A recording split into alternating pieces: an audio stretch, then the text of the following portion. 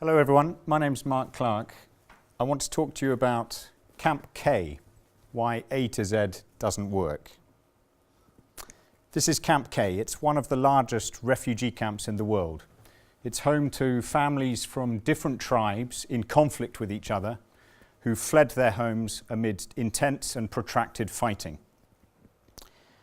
I work for a peace-building organisation, and one of our volunteers lives close to the camp, and he wanted to start a program to address issues of conflict and violence inside the camp, but also with a view to transforming relationships between the tribes and building capacity to manage conflict so that those benefits could also be carried to the broader region when people returned home from the camp. So Ali planned an ambitious program to engage with the tribal chiefs in the camp, but also to bring together male youth from the different tribes to participate in sport-based games integrated with peace-building education to build relationships and break stereotypes and foster greater understanding and trust. Ali set out an A to Z plan with a detailed activity schedule for a progressive series of activities building over a year, a detailed budget and detailed metrics to measure the impact. As he drove to the camp to get started, he was really excited and he felt ready. But on arrival at the camp, he was prohibited from even accessing the camp itself. The camp officials saw no apparent need for a peace-building program, and all his overtures were met with disinterest and suspicion.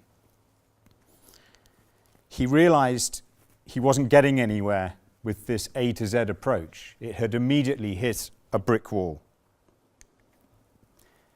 He recognized that he had to let go of that A to Z approach, and instead he had to be more adaptive, and his first task was purely to gain entry into the system and to build relationships within it.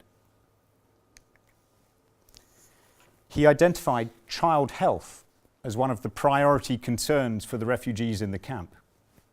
So in fact, he started a health program for children and mothers in the camp, nothing to do with peace building. The program grew really quickly, and Ali and his fellow volunteers became welcomed and well known in all the different tribal sectors of the camp. Most of the families in the camp were headed by women because the men had been killed or were still fighting or had stayed behind to secure their property. So talking with the mothers, Ali learned that one of the things they wanted was more activities for their children so that they themselves could have more free time to make handicrafts, to sell, to earn income. This was Ali's opportunity to start his original sport-based activity plan. So he trained some more volunteers and began sport-based activities for boys in the camp. Bringing together boys from different tribes, the activities grew quickly and spread to all the different tribal sectors in the camp.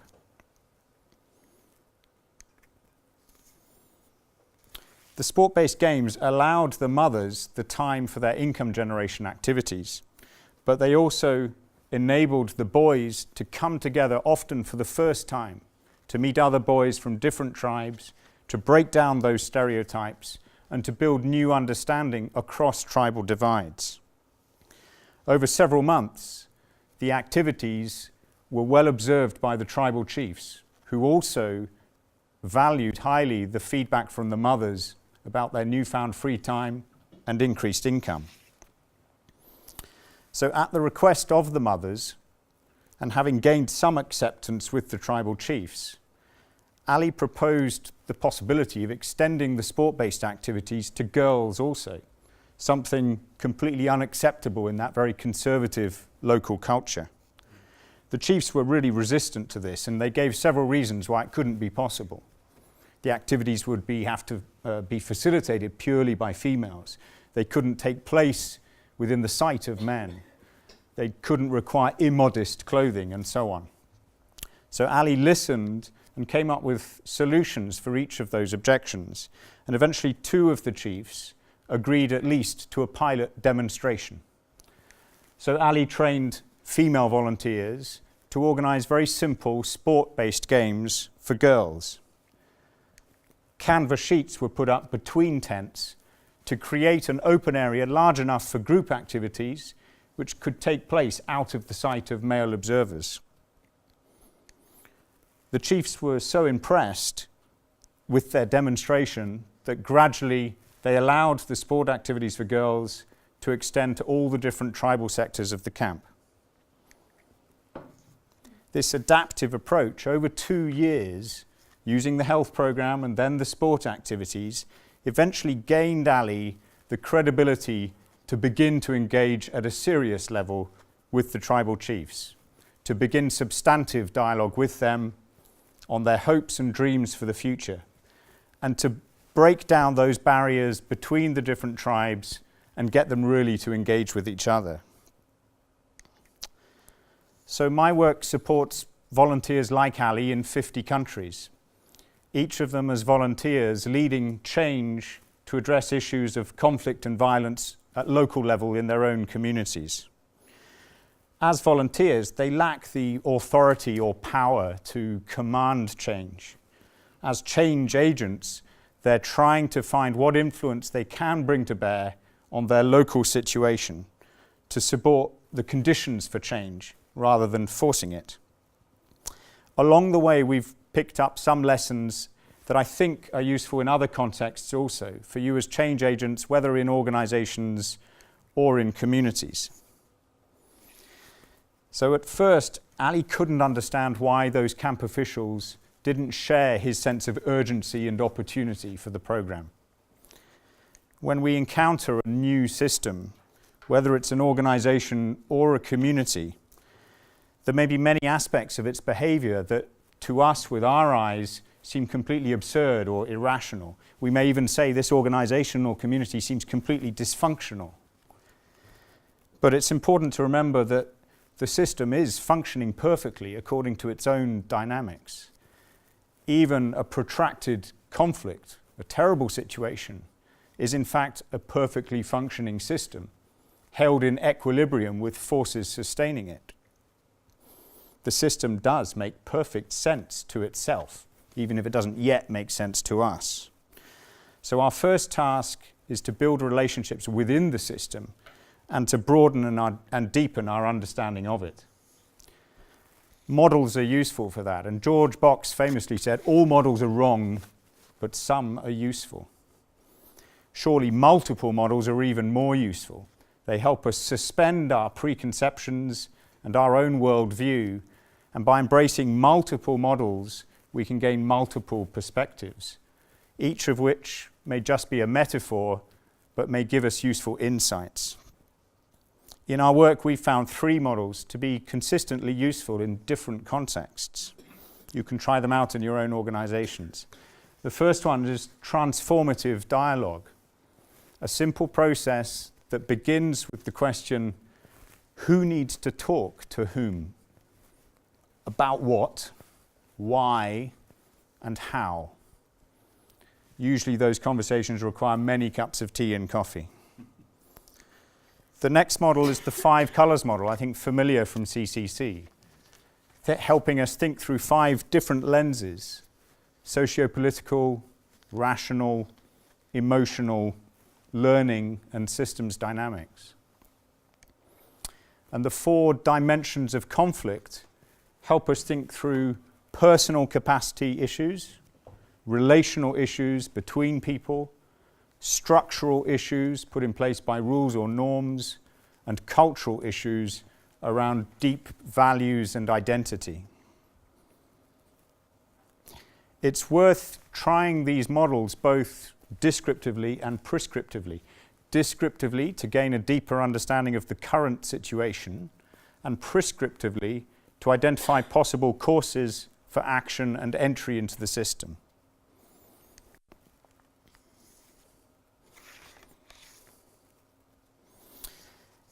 When we realize that we don't understand the system fully, then we throw away that A to Z plan. We realize that we simply can't go on pretending that we can plan that far ahead. letting go of that plan, that A to Z linear thinking, is difficult because it's the way we've been educated, it's probably the way we've been rewarded in our organizations. But letting it go does give us the freedom then to focus on the immediate achievable objectives. So for Ali, when his first step failed, his adaptive approach identified a completely different, demand-driven, achievable objective, B. And when he arrived at B, he took a fresh scan of the situation and saw what had changed. New relationships, new knowledge about the system, new opportunities. And he was able to identify the next objective, C.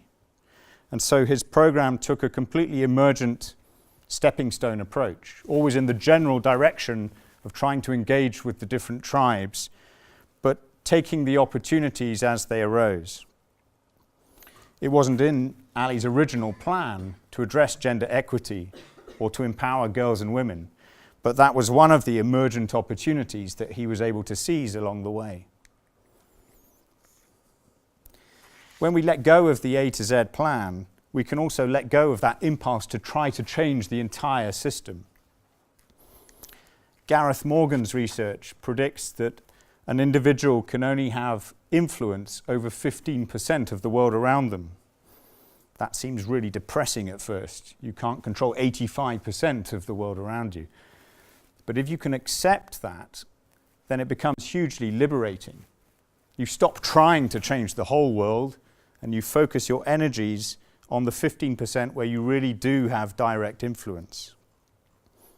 As a change agent, you use your 15% to set the context for other people to use their 15% influence. And over time, with persistence, these small incremental steps aggregate to build up enough momentum to overcome the inertia of the status quo and get a shift to reach a tipping point where a real sustainable change can be secured. Ali was initially faced with that complete cultural prohibition against females taking part in sports activity. But through dialogue with the tribal chiefs, he was able to generate more options for action, to transcend their different perspectives and find a solution that was acceptable to all of them. Often in conflict, one aspect of identity becomes prioritized and communication becomes oversimplified and polarized. And if we only have a very limited view of the situation, then we have very limited options for action. If we can work to expand our view, to add in more complexity, then we can begin to generate many more possibilities. In our work in social systems in conflict, we need to be present for people. We need to be there in the communities for the long term. We need to build relationships of trust. We need to listen. And of course, we have to be present to be able to react adaptively and to take those emergent opportunities as they arise. In our practice, we need to let go of that A to Z thinking. We need to stop thinking we can change the entire system in one go.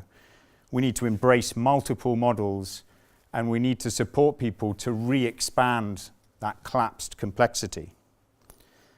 And our performance as a change agent is not a person who has power, but a person who listens, who facilitates, who can support people to broaden their vision, be open to new perspectives, to shift their attitudes and change their behavior for a better future.